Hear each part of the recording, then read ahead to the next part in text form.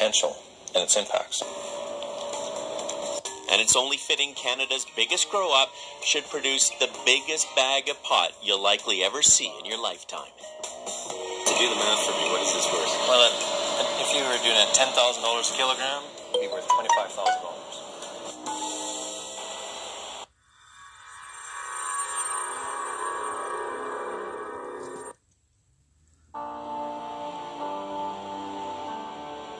Welcome back. Well, with Canada on the cusp of legalization, a lot of weed warriors will have accomplished a very long fight. But few with as much impact as Canadian Tommy Chong, part of that famous comedy duo Cheech and Chong that did so much to bring weed smoking into popular culture. Chong was born in 1938, the very same year that cannabis was declared illegal in the United States. Today, Tommy Chong is riding that wave of weed entrepreneurship. And the smell of success is, well, unmistakable.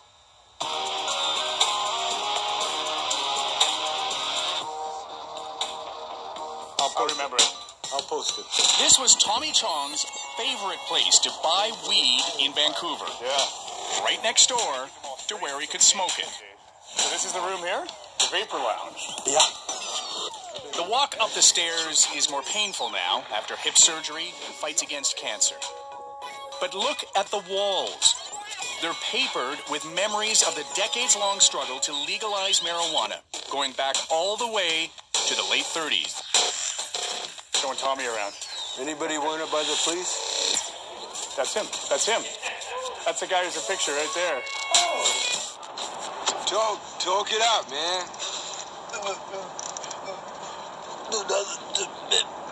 Chong and his comedy partner Cheech Marin have been at the center of that fight their entire adult lives.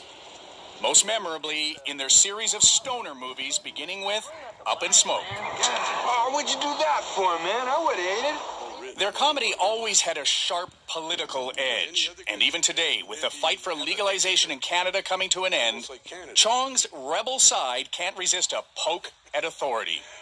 What's this about the Canadian government wants to own the pot business? What is that bull, man? They keep up that we'll go back underground.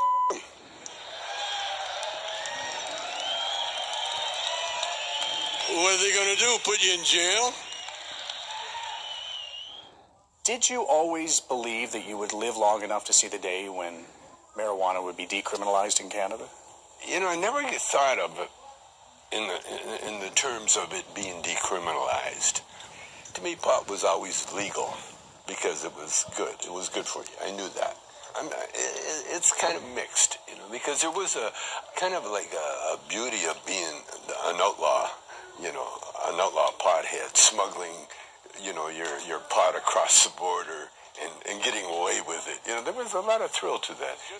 The thrill of illegally smoking up may be waning, but it is still what fans will stop him to do wherever he goes. And he doesn't turn many of them down when they offer free samples. Thank you, my friend.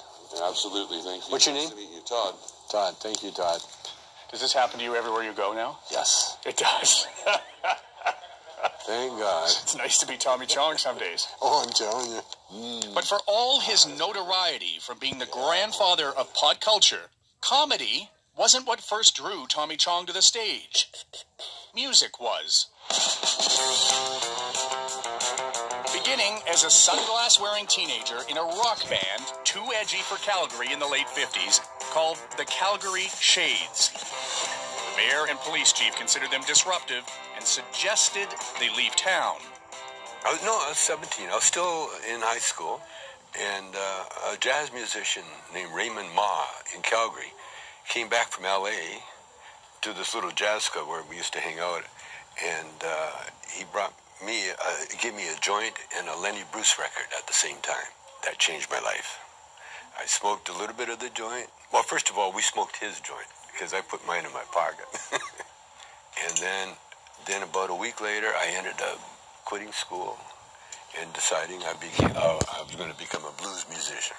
All in the course of pretty much that week. Oh, I smoked that one joint, and it just changed everything. Which is how Tommy Chong ended up in Vancouver, where his father first arrived in Canada from China to work on building railroads. Tommy arrived on the same street with no money, but found a flat in Chinatown and took whatever music gig would pay him. And there weren't many. It was a tumultuous time in Vancouver in the 60s and early 70s. In the very same Gastown neighborhood Tommy toured and smoked up with us in, police then were violently arresting people for pot use after a smoke-in,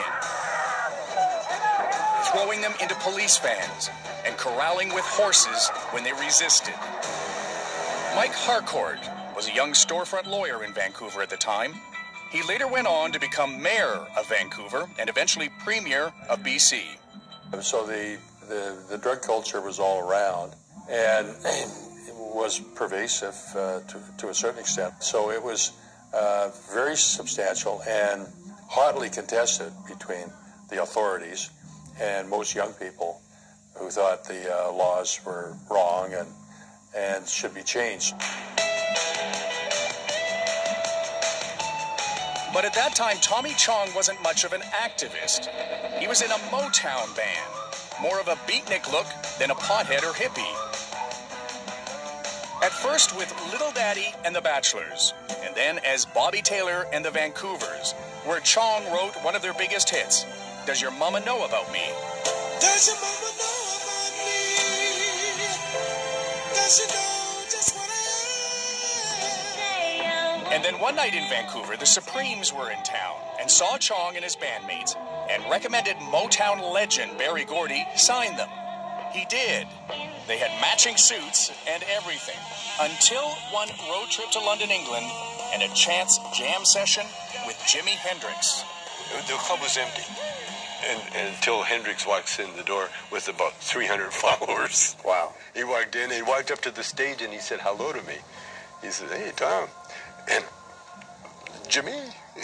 Yeah, then we partied with Jimmy after. But that changed when after we met Jimmy. We came back, we went with our popsicle suits, came back, every one of us was dressed different. My hair started growing long, beard, and haven't looked back since. And it was soon after that he met a Mexican-American carpet layer named Richard Marin. He was an outlaw. He was dodging the draft. And so he was a Vietnam era. Yeah, he was up there just trying to stay out of the war. I was looking for something, not necessarily a band. I wasn't really looking forward to going back and dealing with musicians again. But we put a band together because that was our. That's how it started. Cheech was a singer, and I put a band together, and we actually kind of won the Battle of the Bands. We never played a note. Cheech and I went out and did comedy for 45 minutes, and then what are we going to call ourselves? And Richard and Tommy, nah. Marin and Chong, nah. I said to Cheech, you have a nickname, don't you? And he goes, yeah. He said, Cheech. And I said, Cheech and Chong. They started out doing racy comedy in a Vancouver strip club. Discovered pot, got Laughs Too, which led to hugely popular comedy album recordings, and eventually Hollywood. And Up in Smoke, which just celebrated its 40th anniversary. Sir, what's your name?